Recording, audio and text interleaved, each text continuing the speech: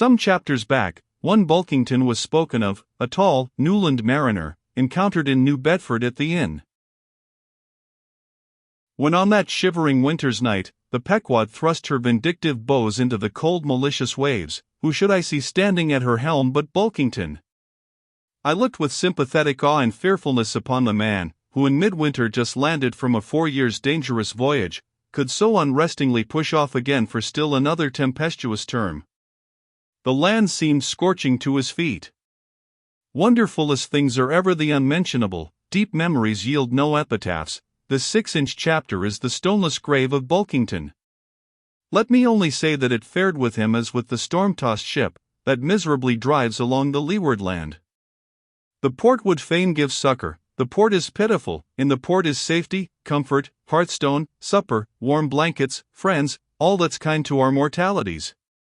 But in that gale, the port, the land, is that ship's direst jeopardy. She must fly all hospitality. One touch of land, though it but graze the keel, would make her shudder through and through. With all her might she crowds all sail offshore, in so doing, fights gainst the very winds that fain would blow her homeward, seeks all the lashed sea's landlessness again, for refuge's sake forlornly rushing into peril, her only friend her bitterest foe. Know ye now, Bulkington?